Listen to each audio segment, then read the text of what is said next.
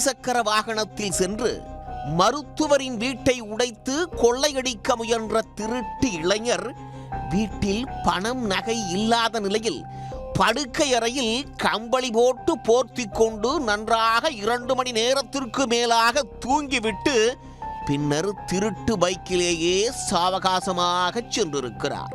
திருட்டு இளைஞர் சிக்குவாரா?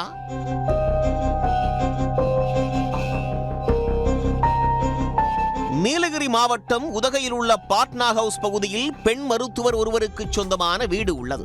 இவரது மகள் பெங்களூருவில் மருத்துவராக பயின்று வரக்கூடிய நிலையில் பெண் மருத்துவர் பெங்களூருவில் தனது மகளோடு கடந்த 2 மாதங்களாக வசித்து வருகிறார்.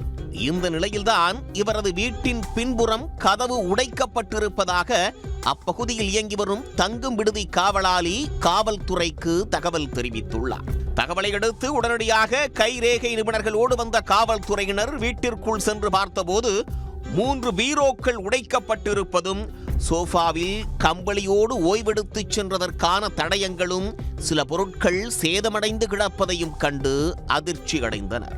அந்த பகுதியில் கடந்த மாதம் 25ஆம் தேதி அதிகாலையில் கல்லூரி மாணவர் ஒருவரின் 2 லட்சம் ரூபாய் மதிப்பிலான இருசக்கர வாகனம் திருடப்பட்டிருந்தது.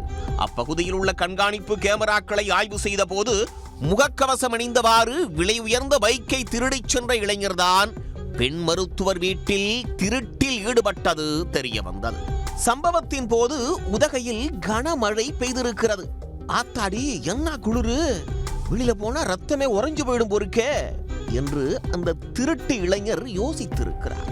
சரி, இங்கேயே படுத்து தூங்கிட்டு அதிகாலையில போயிடுவோம் என்று அந்த திருட்டு இளைஞர் படுக்கை அறைக்கு சென்று அங்கு கிடந்த கம்பளி போர்வையை எடுத்து இழுத்து போத்தி கொண்டு குரட்டை விட்டு தூங்கிவிட்டு அதிகாலை 5 மணி அளவில் எழுந்து வீட்டில் இருந்த சில பொருட்களை திருடிக் கொண்டு திருட்டு இருசக்கர வாகனத்திலேயே தப்பிச் சென்ற காட்சிகள் அங்கு பொருத்தப்பட்டிருந்த CCTV கேமராக்களில் பதிவாகியுள்ளது.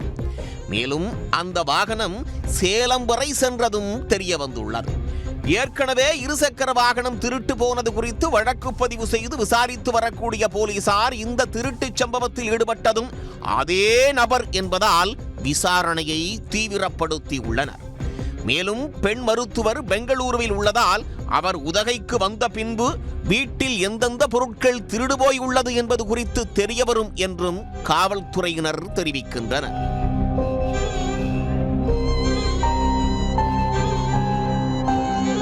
உடனுக்குடன் செய்திகளை தெரிந்து கொள்ள சன் நியூஸ் பெல் ஐகானை கிளிக் பண்ணுங்க.